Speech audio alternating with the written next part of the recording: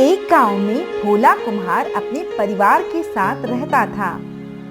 वो मिट्टी के बर्तन बनाकर उन्हें बेचता और उससे उसे जो भी पैसे मिलते उससे वो अपने परिवार का गुजारा करता। उसकी पत्नी और वो बहुत ही सीधे साधे थे, पर भोला के बर्तनों में एक अद्भुत शक्ति थी जो सिर्फ वही जानता था। एक दिन भोला के पास गांव का एक सेठ आया और उसने भोला से कहा, अरे भोला, मुझे कुछ बर्तन चाहिए, तो तुम मुझे कुछ बर्तन दे दो। हाँ हाँ सेठ जी, कितने बर्तन चाहिए? अरे बस 10-12 चाहिए, क्योंकि मेरे घर पर उत्सव है तो बर्तन कम पड़ गए हैं। ठीक है सेठ जी, मैं अभी दे देता हूँ। और ये कहकर भोला ने सेठ को बर्तन दे दिए। इस पर सेठ ने उसे आधे पैसे दिए और उससे कहा, अरे भोला, आधे पैसे बाद में दे जाऊंगा, अभी मेरे पास पैसे नहीं हैं। ठीक है सेठ जी, आप ले जाइए, पर पैसे ध्यान से दे जाइएगा। अरे तुम्हें क्या मैं चोर लगता हूँ जो पैसे नहीं दूंगा? अरे नहीं नहीं सेठ जी, ऐसी बात नहीं है। इसके बाद सेठ वहां से चला जाता है और भोला अपना काम करने लगता है। शाम को जब वो घर आया तो उसने अपनी पत्नी पार्वती से कहा, अरे भाग्यवान, ये लो पैसे, आज तो हमारे बर्तन काफी अच्छे बिक गए, पर अगर पूरे पैसे मिल जाते तो बहुत अच्छा होता। क्यों, क्या हुआ और किसने खरीदे बर्तन? अरे हमारे गांव के सेठ ने खरीदे हैं, पर उन्होंने पैसे आधे ही दिए। क्या, आपने उन्हें उधार दिए ही क्यों? तो क्या हुआ, वो तो गांव के ही आदमी हैं। अरे वो बहुत ही कंजूस है, अब वो आपके पैसे देने वाला नहीं है, कम से कम पूछ तो लेना चाहिए था। क्या, तुम ये क्या कह रही हो? वो तो बहुत बड़े आदमी हैं। अरे जितने बड़े आदमी होते हैं उतने ही कंजूस होते हैं। चलिए आप खाना खा लीजिए। ये सुनकर भोला काफी परेशान हुआ, पर उसने सोचा कि कुछ दिन इंतजार करता हूँ। धीरे धीरे समय गुजर रहा था। एक दिन वो जंगल से मिट्टी लेकर लौट रहा था तो रास्ते में उसे रामू मिला। उसने भोला से कहा, अरे भैया, लगता है मिट्टी ले जा रहे हो। हाँ, तुमने बिल्कुल ठीक समझा। भैया, एक बात पूछनी थी, क्या गांव का सेठ कंजूस है? अरे हाँ, वो तो बहुत ही कंजूस है, और जो कोई उसकी बातों में आ जाता है वो बाद में खुद ही रोता है। क्यों, क्या हो गया? कुछ नहीं, बस ऐसे ही पूछा। इसके बाद भोला घर आ गया और बर्तन बनाने लगा। उसके बर्तन बहुत बिका करते थे, जिस वजह से वो काफी खुश था। लगभग 2 महीने होने को आ गए, पर अभी तक सेठ का कुछ अता पता नहीं था। और फिर एक दिन भोला ने अपने आप से कहा, अब मुझे सेठ के घर जाकर उनसे बात करनी चाहिए, वो इस तरह मेरी मजदूरी नहीं मार सकते। और ये सोचकर वो सेठ के घर आया। वहां आकर उसने देखा सेठ आराम से बैठा था। जब सेठ ने भोला को देखा तो उसे नजरअंदाज किया। इस पर भोला ने कहा, सेठ जी, मेरे पैसे तो दे दो, 2 महीने होने को आए हैं। अरे किस बात के पैसे? मैंने कौन से पैसे लिए थे? आपने पैसे नहीं लिए सेठ जी, पर आपने मेरे बर्तन के पैसे नहीं दिए हैं। अरे कौन से बर्तन की बात कर रहे हो तुम? तुम्हें कोई गलतफहमी हुई है। अरे नहीं नहीं, 2 महीने पहले आप मुझसे बर्तन ले गए थे और आधे ही पैसे दिए थे। क्यों झूठ बोल रहा है? सेठ होकर मैं तुझसे उधार क्यों लूंगा? अच्छा, तो इसीलिए आपको सभी कंजूस कहते हैं। आप कंजूस ही नहीं बल्कि बेईमान भी हैं। सेठ होकर भी ईमानदार नहीं हैं। ऐसा कहकर भोला वहां से चला गया। वही सेठ इतना कंजूस था कि वो हर चीज को संभाल कर रखता था। उसने उन बर्तनों को भी बहुत संभाल कर रखा और जो घड़े थे उसमें उसने सोना चांदी भर के रखा था। भोला के जाने के बाद सेठ ने अपने आप से कहा, बड़ा आया पैसे मांगने वाला। मैं इतना कंजूस हूँ कि अपना पसीना भी किसी को ना दूं, तो इसे पैसे कहाँ से दूंगा।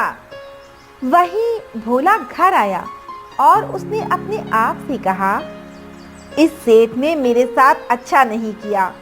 अब देखना इस सेठ के साथ क्या होता है। धीरे धीरे समय गुजर रहा था और एक दिन सेठ को उन घड़ों की जरूरत पड़ती है। और जब उसने उन घड़ों को देखा तो सोना चांदी मिट्टी बन चुके थे। ये देखकर वो सेठ बहुत ज्यादा हैरान हुआ और दुखी होकर चिल्लाने लगा, अरे ये क्या हो गया? हे भगवान, मुझे तो कुछ समझ नहीं आ रहा है। और ये कहकर वो भोला के घर आता है। घर आने के बाद वो भोला से कहता है, मुझे माफ कर दे भोला, मुझसे बहुत बड़ी गलती हो गई। मैं तुम्हारे सारे पैसे दे देता हूँ और अब मैं कभी भी कंजूसी नहीं करूँगा।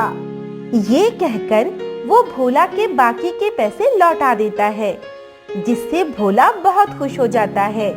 और फिर वो सेठ से कहता है, आप घर जाइए, आपका सोना पहले जैसा हो जाएगा। ये सुनकर सेठ घर आता है और उन घड़ों को देखता है तो उसे उसका सोना वापस मिल जाता है, जिससे वो बहुत खुश होता है। तो दोस्तों, कैसी लगी आपको हमारी कहानी? अगर पसंद आई हो तो लाइक, शेयर और सब्सक्राइब करना ना भूलें और ऐसी ही कहानियाँ देखने के लिए बने रहें हमारे चैनल पर। बोना जादूगर और भोला। आदर्श नगर नाम का एक गांव था।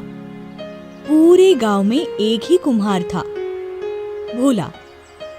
भोला बहुत ही सीधा साधा था। इस वजह से गांव के सभी लोग उससे कम पैसों में मिट्टी के बर्तन लेकर जाते थे।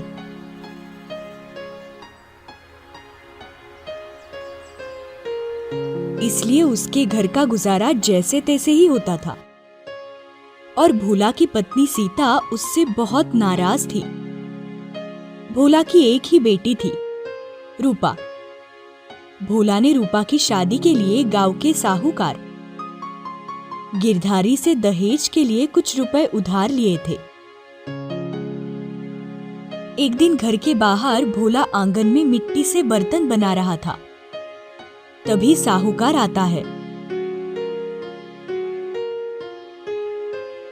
भोला, अरे ओ भोला, बेटी की शादी होकर 6 महीने हो गए, पर तुमने अभी तक मेरा पैसा नहीं लौटाया।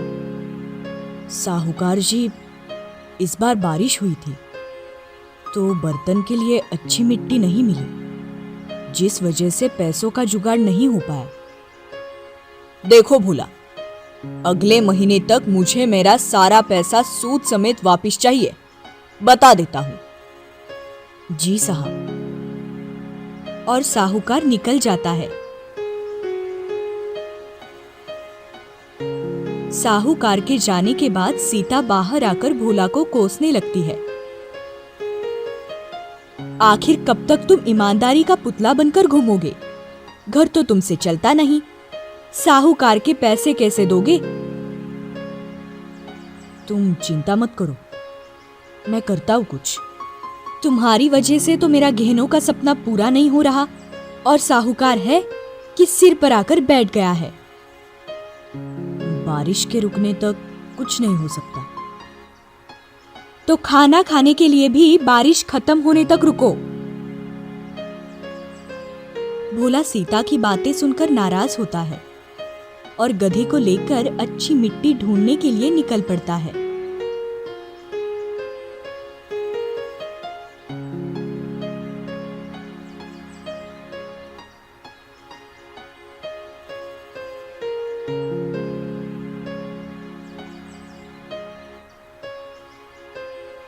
मिट्टी के तलाश में भोला अपने गांव से बहुत दूर निकल जाता है। एक खंडर जैसी जगह दिखने के बाद उसका मन कुछ खाकर आराम करने को करता है, तो वो वहां रुकने का तय करता है।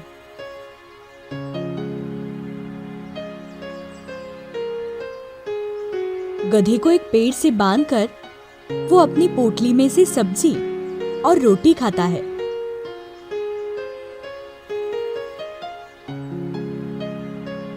और पानी पीने के लिए वो एक झरने के पास अपना मिट्टी का छोटा गड्ढा लेकर जाता है और पानी भरकर पीता है।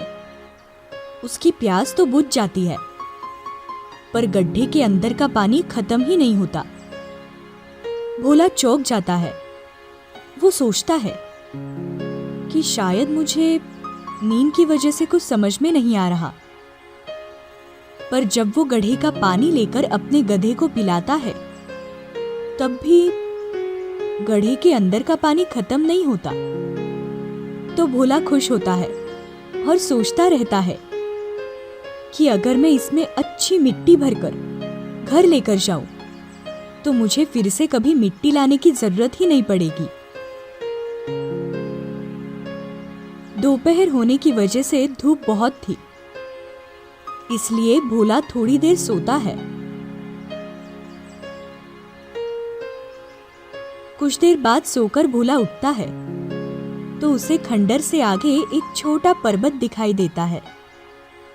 भोला सोचता है कि इस पर्वत की मिट्टी तो बहुत बढ़िया है, इससे मैं ढेर सारे बर्तन बनाकर साहूकार के कर्जे से छुटकारा पा सकता हूँ। भोला पर्वत की तरफ जाता है और गड्ढे में मिट्टी भर लेता है। गड्ढे से मिट्टी कम होती है या नहीं, ये देखता है। इस बार भी मिट्टी नीचे गिरती है, पर गड्ढा खाली नहीं होता। भोला बहुत ही खुश होता है और गधे को लेकर अपने घर की तरफ निकल पड़ता है।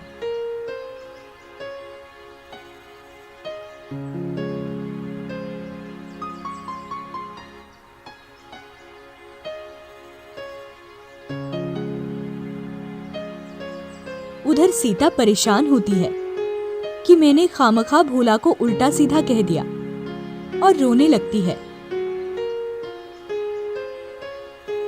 जिससे पूरे गांव में अफवाह फैलती है कि सीता की वजह से भोला घर छोड़कर चला गया। रात को रास्ते में भोला को गड्ढे से कुछ आवाजें सुनाई देती है, तो भोला डर जाता है। तब भोला का गधा बोलने लगता है, मालिक, डरने की कोई जरूरत नहीं है, मैं हूं ना। भोला डरकर रुक जाता है। मालिक, मैं बोल रहा हूं, आपका गधा। आप गड्ढे में मिट्टी लेकर आए हैं तो गड्ढा हिल रहा है और आवाज हो रही है। तुम बोल कैसे सकते हो? मैं तो पहले से ही बोल रहा था, आज आपको सुनाई दिया है। ये तो कमाल हो गया।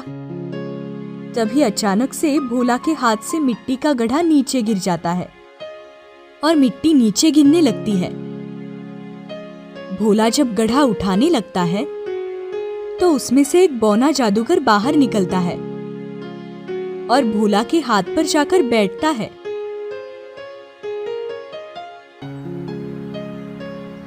गधे कहीं के, मुझे क्यों उठा लाया है? मैंने सिर्फ मिट्टी ही उठाई थी। मैं बड़ेराम जादूगर हूँ और तुमने मेरा घर तोड़ दिया। मुझे क्षमा करना। तुम क्षमा नहीं, शिक्षा के ही योग्य हो। कितने आराम से मैं अपने घर में सो रहा था। रुको, तुम्हें अभी बंदर बना देता हूँ। आपसे क्षमा मांगता हूँ, पर मुझे छोड़ दीजिए। चाहे तो मैं फिर से आपको आपके घर तक छोड़ आता हूँ। मिट्टी लेकर कहाँ जा रहे थे? मैं कुम्हार हूँ और आदर्श नगर में मेरा घर है। इस साल बारिश की वजह से अच्छी मिट्टी नहीं मिली, जिससे मैं बर्तन बनाकर बेच नहीं सका। इस बात से मेरी पत्नी मुझे हर बार टोकती है। तो इसलिए तुम मिट्टी लेकर जा रहे थे? हाँ, मुझे छोड़ दीजिए। चलो फिर तुम्हारे घर, मैं तुम्हारी सारी मुसीबतें दूर करता हूँ। बड़ेराम अपनी जेब से एक छड़ी निकालकर घुमाता है और पल भर में सारे गांव के नजदीक आते हैं। भोला को देखकर सीता बहुत खुश होती है और उससे माफी मांगती है। रात को खाना खाने के बाद भोला और सीता सो जाते हैं।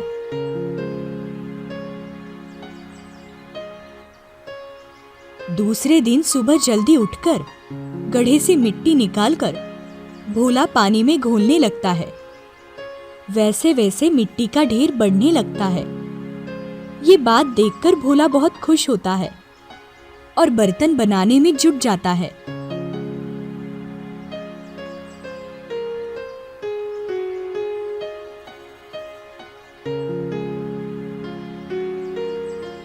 भोला की लगन देखकर सीता भी उसका हाथ बटाने लगती है, जिससे भोला का बहुत सा काम आसान होता है। कुछ दिनों बाद भोला ढेर सारे बर्तन बनाकर बाजार में बेचकर आता है।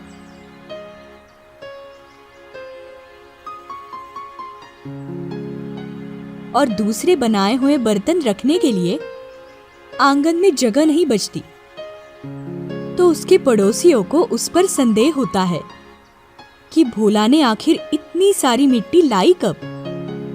पर कोई भी उससे पूछने के लिए तैयार नहीं था। ये बात एक दिन साहूकार गिरधारी तक पहुंच जाती है और गिरधारी सुबह सुबह भोला के घर जाता है। तब भोला बर्तन बना रहा होता है। भोला, तुम्हारा समय अब खत्म हो चुका है। साहूकार जी, बैठिए ना, चाय पानी कुछ लेंगे? मुझे सिर्फ मेरे पैसे चाहिए। साहूकार की आवाज सुनकर सीता बाहर आती है और गिरधारी के हाथ में पैसे थमा देती है और निकल जाती है।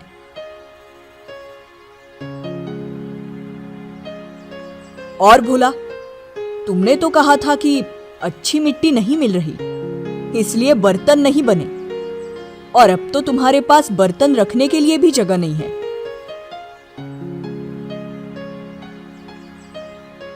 अब मेहनत नहीं करूंगा तो घर कैसे चलाऊंगा? पैसे तो पूरे हैं। चलो, मैं चलता हूं। जरूरत पड़ेगी तो कभी भी आ जाओ। जी, शुक्रिया। गिरधारी बाहर जाकर देखता है कि भोले के गड्ढे की मिट्टी खत्म नहीं हो रही। उस रात गिरधारी भोला का गड्ढा चुरा कर लाता है और उसमें ढेर सारे पैसे डाल देता है। पर जैसे ही गड्ढे में पैसे डालता है तो पैसे गुम हो जाते हैं। गिरधारी सोच में पड़ता है कि आखिर पैसे गए कहाँ। फिर गिरधारी को रात भर पैसे खोने के दुख में नींद नहीं आती। दूसरे दिन उठकर तैयार होने के बाद भोला जब काम करने के लिए उसका गड्ढा ढूंढने लगता है तो वो कहीं भी नहीं मिलता। भोला का गधा सिर्फ हंसने लगता है, जिससे भोला परेशान होता है।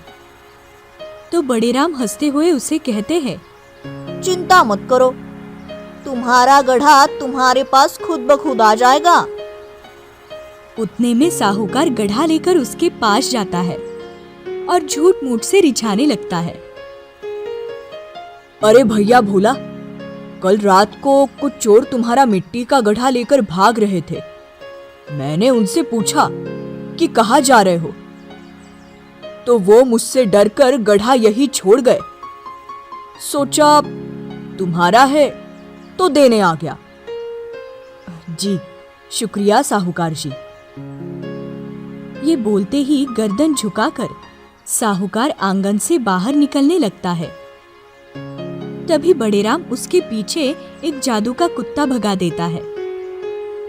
वो कुत्ता गिरधारी के पीछे पड़ जाता है और गिरधारी यहाँ वहां गिरते हुए वहां से दुम दबाकर भागने लगता है।